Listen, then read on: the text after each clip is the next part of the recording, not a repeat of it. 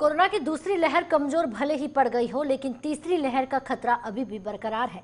ऐसे में सरकार की ओर से तैयारियां भी तेज कर दी जा रही हैं। चेन्नई के लीवर का सबसे बड़ा रीला अस्पताल और दुनिया का दूसरा लीवर का सबसे बड़ा अस्पताल है। ऐसे में अस्पताल के डॉक्टर से हमारे पंजाब से रीजनल हेड नवदीप छाबड़ा ने खास बातचीत की है। आप भी सुनिए।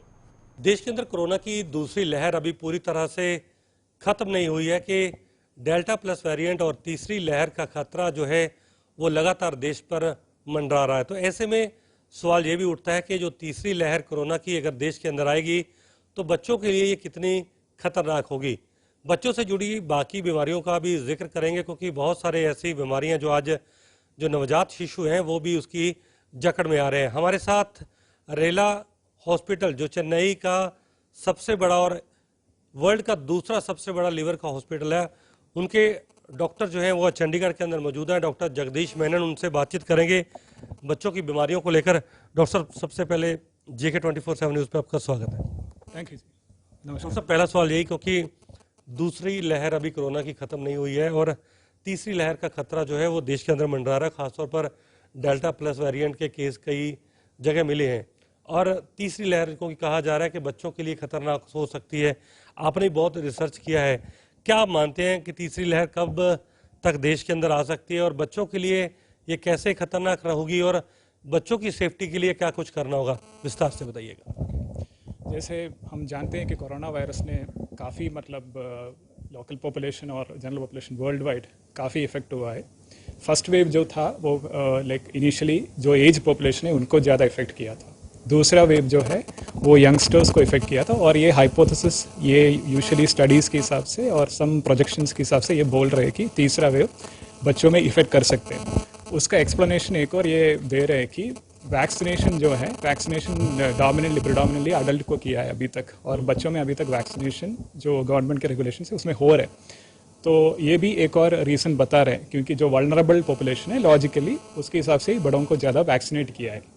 तो एक ये हाइपोथेसिस है, मतलब ये 100% ज़रूरी भी नहीं है, बट लोग जैसे स्टडीज़ के हिसाब से बता रहे हैं कि बच्चों में इफ़ेक्ट हो सकता है कोरोना का। बल्कि अभी तक जो भी प्रॉब्लम्स कोरोना ने किया है वो ज़्यादा प्रॉब्लम्स एक्चुअली अडल्ट को किया है। बच्चों में जो भी हमने केसेस देखा इतना ज़्यादा इश्यूज नहीं किया रेस्पिरेटरी, एक्सेप्ट 1-2 केसेस में या 1-2% में, जैसे एक मल्टी सिस्टमिक कॉम्प्लिकेशन कई बार करा है, लेकिन उतना कॉम्प्लिकेटेड है नहीं अभी तक।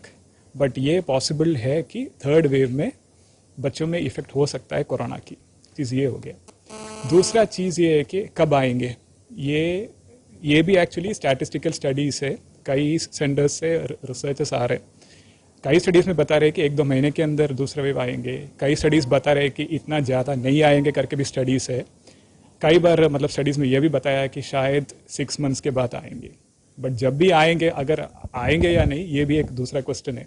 हमें क्या है कि हमारा बेसिक जो सैनिटेशन, हाइजीन यही मेंटेन करना है।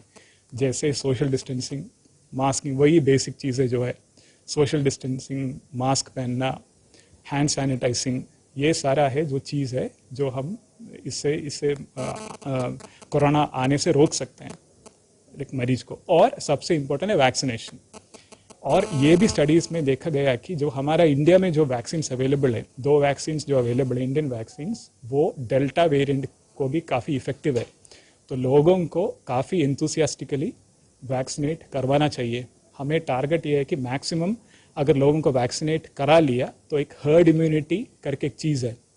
अगर इतना % लोग अगर वैक्सीनेट हो गया तो ये अणु जो है, ये एक बेसिकली वायरस है, ये हमें अटैक नहीं कर पाएंगे। वो हमारे ह्यूमंस का जो भी एंटीबॉडी रिस्पॉन्स है उसको क्रॉस करके आगे नहीं आएंगे। तो कोरोना की पैंडमिक जो भी प्रॉब्लम हो रही है उसको रोक सकते हैं। यही वैक्सीनेशन का सबसे इम्पोर्टेंट चीज़ 2 है। एक तो ये हो गया कि आपकी जो बेसिक नेसेसिटी, जैसे मास्किंग जो मैं आपको शुरू में भी बताया था, mask, social distancing, hand hygiene, ये एक लिंब हो गया। दूसरा लिंब हो गया वैक्सीनेशन। पानी जो आप लेते हो वो गर्म करके ही लेना है, क्योंकि उससे कई वायरस स्प्रेड करते हैं, बैक्टीरिया स्प्रेड करते हैं। खाना भी वही है कि गर्म ही लेना होता है। और कट जो ओपन जो खाना है, जैसे कट फ्रूट काफ़ी देर से बाहर रखा है तो उसमें मक्खियाँ आके बैठते हैं, उसके हिसाब से भी viral infection, bacterial infection, typhoid, ये सारा स्प्रेड होने का चांस है। बेसिक हाइजीन ही सबसे इम्पोर्टेंट है, बेसिक खाना सबसे इम्पोर्टेंट है। ऐसा नहीं है कि कुछ आपके पास खास डाइट है जो आपकी इम्यूनिटी को बूस्ट कर सकते हैं। आप जो इम्यूनिटी आपके पास है वो सबसे बेस्ट इम्यूनिटी है, उसको मेंटेन करना है। उसके ऊपर फिर आप कुछ सिट्रस फ्रूट, विटामिन सी ले, वो तो ठीक है। कि भारत के अंदर आज इतनी रिसर्च हो चुकी है कि 1 महीने के नवजात बच्चे की भी वो सफलतापूर्वक जो लीवर ट्रांसप्लांट है वो कर चुके हैं, और उनके इंस्टीट्यूट जो रेला इंस्टीट्यूट ऑफ मेडिकल है वहाँ पर 98% से भी ज़्यादा जो एक सक्सेस रेट है जो लीवर ट्रांसप्लांट का है। तो कहीं ना कहीं लीवर की बीमारी से अगर जो बच्चे या बड़े या जो भी ग्रस्त हैं तो उनको बचाया जा सकता है। लीवर ट्रांसप्लांट पूरी तरीके से सक्सेस है, लेकिन समय पर अगर उसका पता चल जाए, ट्रीटमेंट किया जाए, तो लोगों को इस जो भयानक बीमारी से बचाया जा सकता है।